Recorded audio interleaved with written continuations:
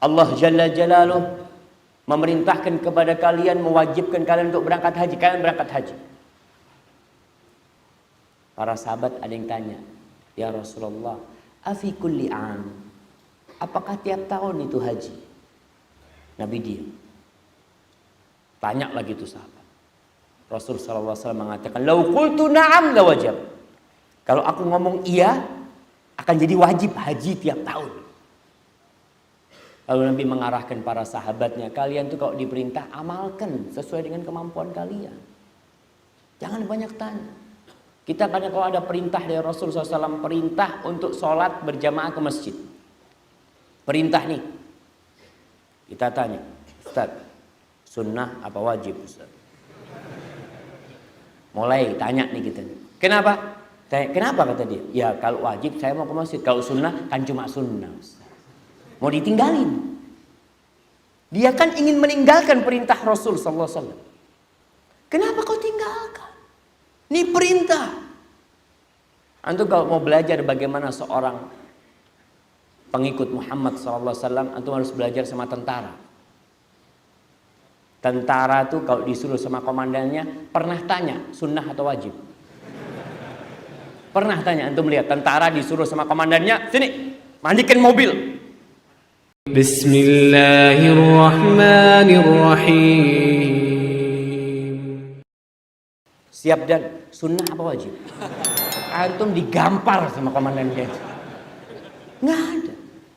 Bahkan orang yang menjadi tentara itu teken kontrak dia. Harus taat kepada atasan. Harus taat apapun. Sampai na'udzubillah dalam berbuat dosa pun kadang-kala mereka taat. Kalau kepada atasan yang tidak punya surga dan neraka, kau taat. Yang tidak bisa memberikan rezeki kepada kau taat. Apalagi kepada Allah yang mengutus Rasulnya sebagai jalan menuju Allah. Maka perintahnya sami'na wa ata'na. Sudah kita kan sami'na perintah, ya aku dengarkan, aku taati. Kalau nggak mampu, ya minta ampun sama Allah. Orang kalau sudah mulai banyak tanya, perintah itu akan jadi bukan perintah nanti.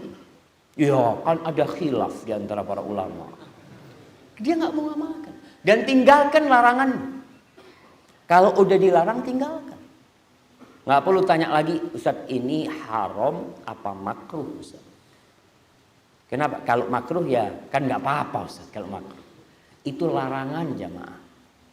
Orang tua kalau nyuruh anaknya tidak ingin anak itu tanya. Orang tua ngomong, nak jangan keluar nak.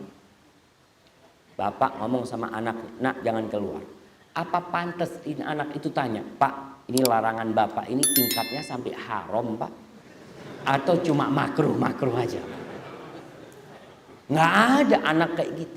Dan seharusnya kita dengan perintah-perintah Allah itu dan larangan-larangan Allah dan Rasulnya, ya kita tinggalkan kalau itu larangan. Kalau perintah kita amalkan. Dan konsekuensi yang keempat adalah kita tidak beribadah kecuali lewat syariatnya Nabi Muhammad SAW. Selesai. Kita nggak boleh sholat pakai syariatnya Nabi Dawud alaihissalam. Kita nggak boleh sholat pakai syariatnya Nabi Musa alaihissalam. Syariatnya Nabi Ibrahim lah. Kita udah punya syariat namanya syariatu al-Islam. Nih yang kita ikuti. Sholat, antum sholat ikut syariatnya Allah dan Rasul. Sholat zuhur 4 rakaat. Bagaimana kalau tentara Ustaz? Kenapa tentara sholat zuhurnya sama orang sakit? Orang sakit sholat zuhur 4 rakaat wajar lah dia sakit. Ustaz, ana tentara, ana biasa lari Ustaz. Lapangan itu 7 kali kuat. Ana mau sholat zuhur 12 rakaat. Antum kalau berpikir secara logis nggak apa-apa sholat kok. Kenapa dilarang? Orang dia mau sholat. Kita kan nggak bisa. Karena syariatnya sholat zuhur itu 4 rakaat. Kalau engkau mau nambah ada qobliyah, ada ba'diyah. Kalau zuhurnya nggak bisa diganggu. Maka sepertilah seorang mukmin. Syariatnya Nabi Muhammad SAW. Ada hal-hal nih Nabi nggak ngajarkan, ya afwan. Kenapa? Aku umatnya Nabi Muhammad SAW. Kalau Nabi nyuruh, Nabi ngajarin tuh kayak gitu tuh. Sholat duha 2 rakaat atau lebih. Nggak ada sholat duha 3 rakaat. Nggak ada. Sholat duha itu genep. Maka kita sholatnya genep. Begitulah dengan syariat-syariat yang lain. Menikah harus pakai wali, ya pakai wali kita. Jangan ketemu orang di jalan, ketemu cewek, assalamualaikum. Engkau mau menikah sama aku? Oh iya, muslimah, bismillah, kita akad nikah. Kita akad nikah. Syariatnya siapa ini akad nikah di jalan? Daripada berzina. Kan ahsan nikah dulu, kata dia. Nggak bisa, ada aturannya menikah itu, semua udah diatur. Antum masuk kamar mandi, pakai kaki kiri dulu, udah diatur sama Rasulullah SAW. Maka sebenarnya umat Islam ini adalah umat yang paling nyaman sebenarnya melaksanakan syariat Allah. Karena semua sudah diatur. Makan pakai tangan kanan. Ada seorang sahabat lagi makan sama Rasulullah SAW, makan pakai tangan kiri. Kata Nabi SAW, kul biyamini, kau makan dengan tangan kanan. Apa kata sahabat ini? La astati, nggak bisa aku. Mungkin dia kidal orangnya, memang makan biasa pakai tangan kiri. Apa kata Rasul SAW? Lastatokta, semoga engkau nggak bisa. Sejak saat itu lumpuh tangan kanannya, karena dia tidak mau mengikuti syariatnya Rasul SAW. Amma ba'd, ma'asyiral muslimin rahimakumullah. Hari ini tanggal berapa? Masya Allah. Tanggal berapa?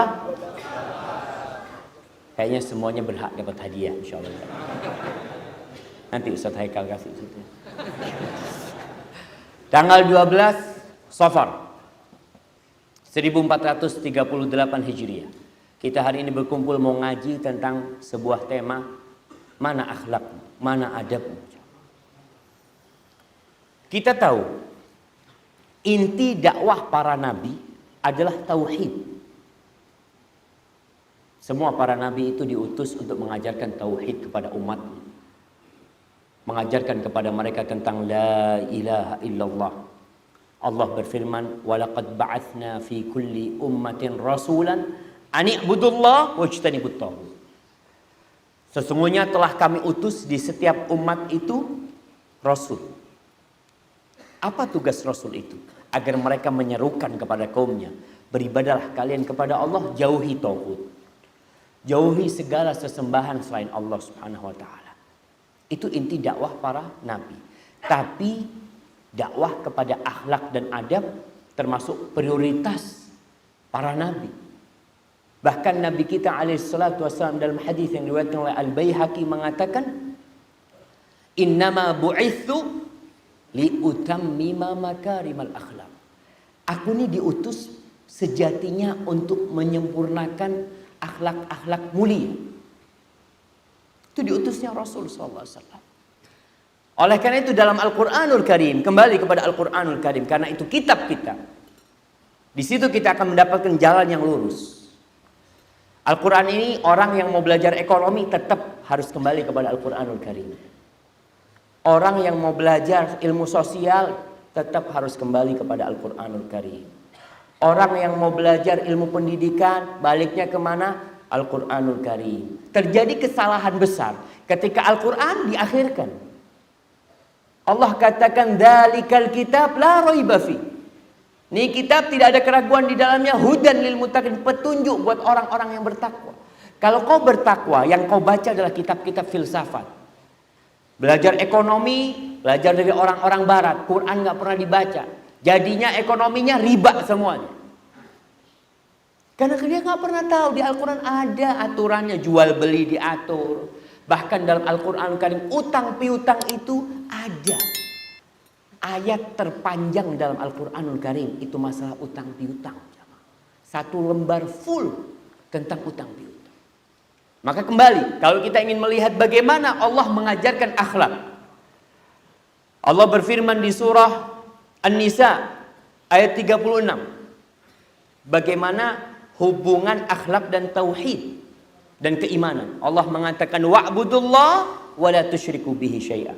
Kalian beribadalah kepada Allah, jangan pernah berbuat syirik. Ini tujuan utama. Akhlak gimana? Wa bil walidaini ihsana.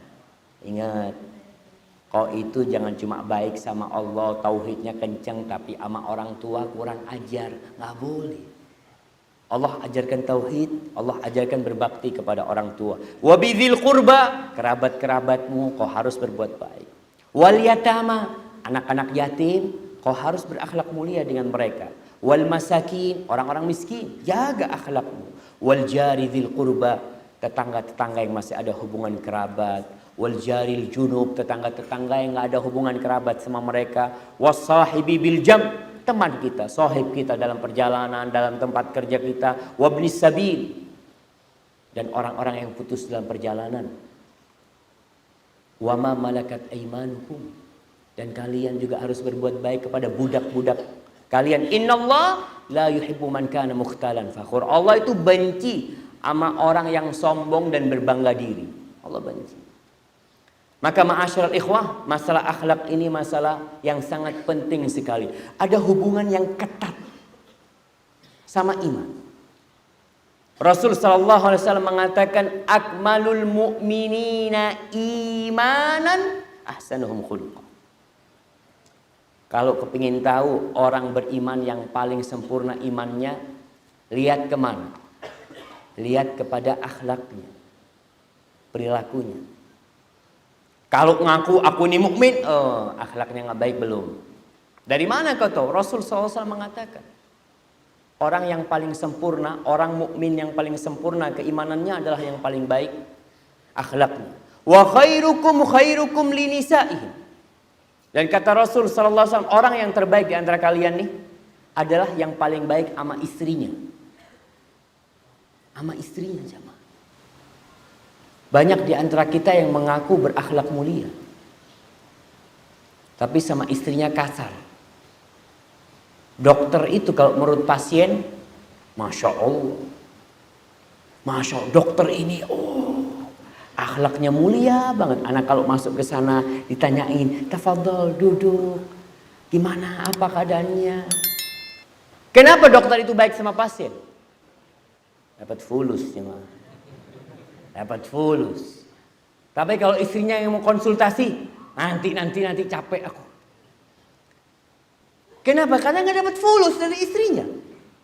Yang ada malah keluar fulus sama dia. Dan Rasul SAW mengatakan, wa khairukum khairukum linisaihi. Yang terbaik di antara kalian yang paling baik sama istrinya. Hadis ini diriwayatkan Imam Tirmidzi. Sahih. Maka hubungan antara iman dengan akhlak sangat erat sekali. Orang baik sekarang nih, ana berjumpa sama antum, senyum, ketawa, salaman, mungkin duduk di restoran, Masya Allah, ustadznya baik. Yang tahu kebaikan ana tuh istri ana.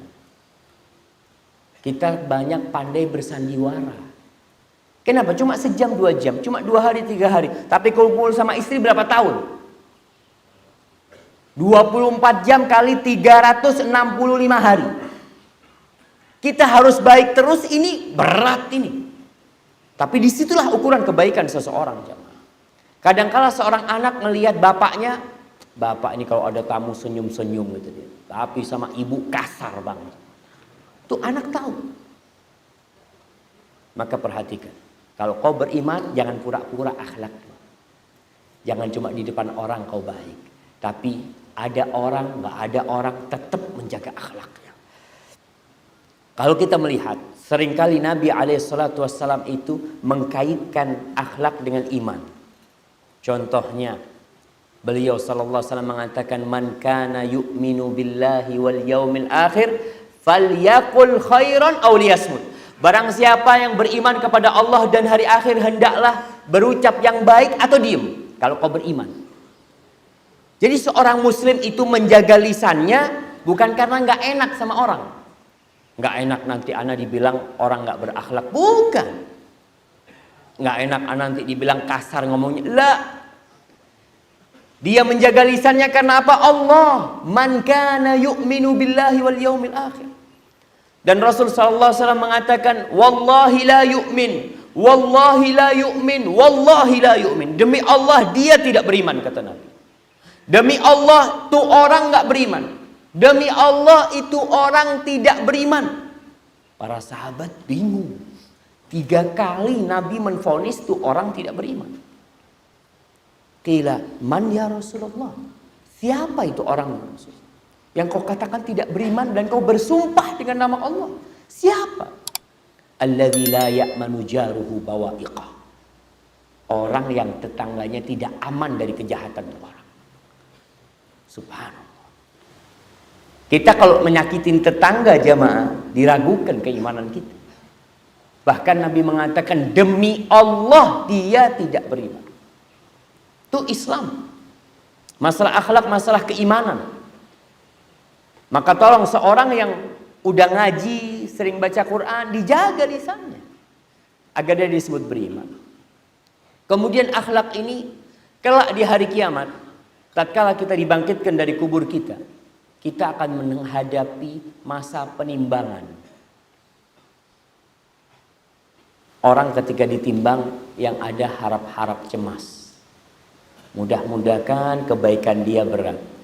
Karena fa'amma man thaqulat mawazinuhu fahuwa fi 'ishatir radiyah. Kalau timbangan kebaikannya berat, dia akan ada dalam kehidupannya diridhoi.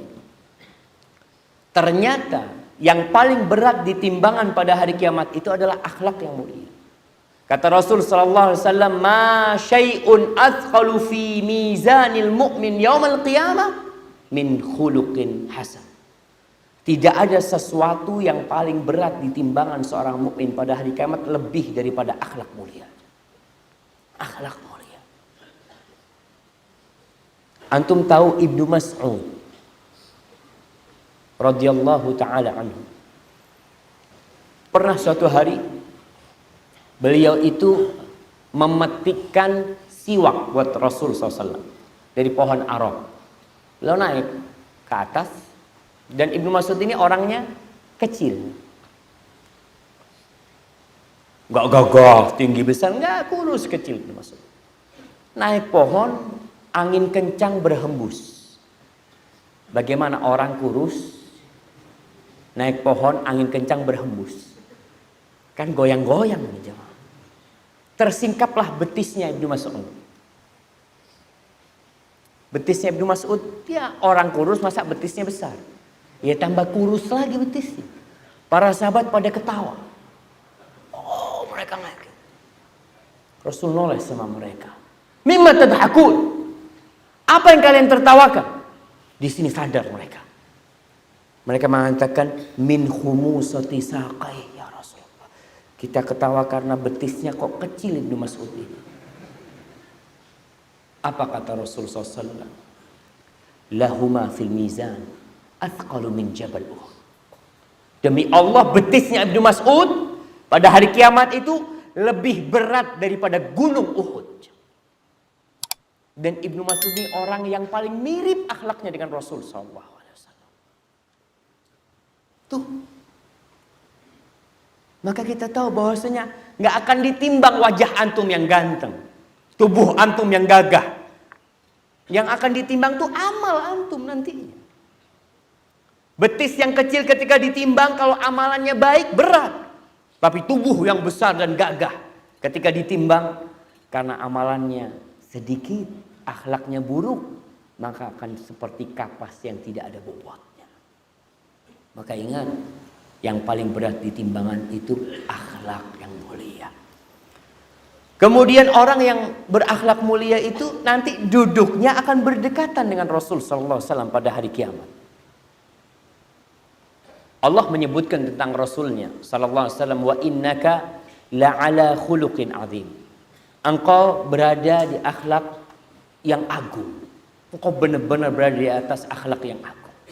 Ketika para sahabat atau tabi'in mendatangi Aisyah radhiyallahu taala anha. Jamaah anak izin minum dulu jamaah, Masya Allah. Ini pakai AC Ustaz. Hah? Oh jeglek, Masya Allah.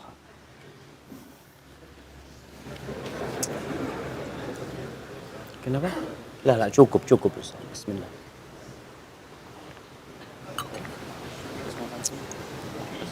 Lah khalas ya.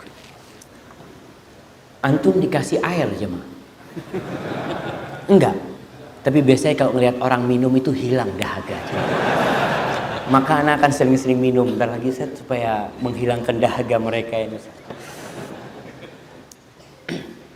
Para sahabat Nabi Mereka itu mengenal Rasul sallallahu alaihi wasallam di luar, di pasar, di masjid, di tempat kajian, di jalan, mereka tahu.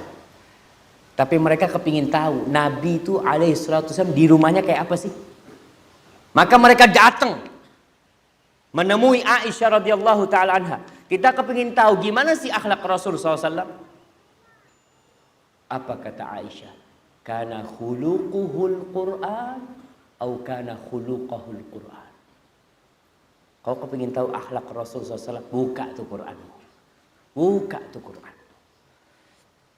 Tidak ada satupun perintah Allah kecuali Nabi, orang yang awal mengamalkan. Tidak ada satu arahan Allah kecuali beliau yang mengerjakan. Larangan Allah dia tinggalkan. Jadi kalau mau tahu akhlak Rasul SAW, kita baca Qur'an. Dan nanti itu orang yang paling dekat dengan Rasul SAW, apa kata beliau? Ala ukhbirukum bi ahabbikum ilayya wa aqrabikum minni majlisan yaumal qiyamah. Kalian mau nggak aku kasih tahu orang yang paling aku cintai, orang yang paling dekat majlisnya sama aku pada hari kiamat.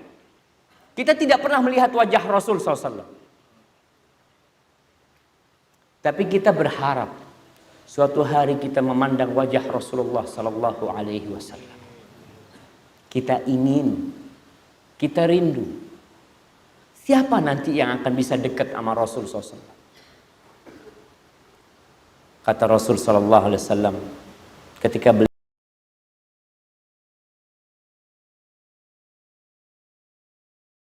tanya itu, para sahabat pada diam. Kalian mau nggak aku kasih tahu? Mereka pada diam. Nabi tanya lagi, mau nggak kalian aku kasih tahu siapa yang paling dekat, yang paling aku cintai dan paling dekat tempat duduknya sama aku pada hari kiamat? Lalu setelah 3 kali para sahabat mengatakan, na'am ya Rasulullah. Mereka itu mau jawab Nabi SAW nggak enak karena wibawa Rasulullah SAW. Akhirnya ketiga kali mereka mengatakan iya. Apa jawab Rasul SAW? Hadis ini diriwayatkan Imam Ahmad dan hadis ini sahih. Ahsanukum khuluqan. Yang paling dekat sama aku pada hari kiamat nanti orang yang paling baik akhlaknya di antara kalian. Ya kita tinggal lihat. Kita benar mau dekat sama Rasul SAW. Para jemaah, kalau kita mencintai seseorang, kita ngefans sama orang, kita tuh kepingin suatu hari bisa berjabatan tangan dengan orang itu. Kita ingin suatu hari bisa duduk bersama dia. Kalau bisa kita makan bersama dia. Adakah di dalam hati kita kerinduan kepada Rasulullah SAW? Untuk bisa berjabatan tangan dengan tangan Rasulullah SAW. Semoga Allah memberikan kesempatan kepada kita untuk duduk bersama kembali bersama Rasulullah SAW. Orang yang berakhlak mulia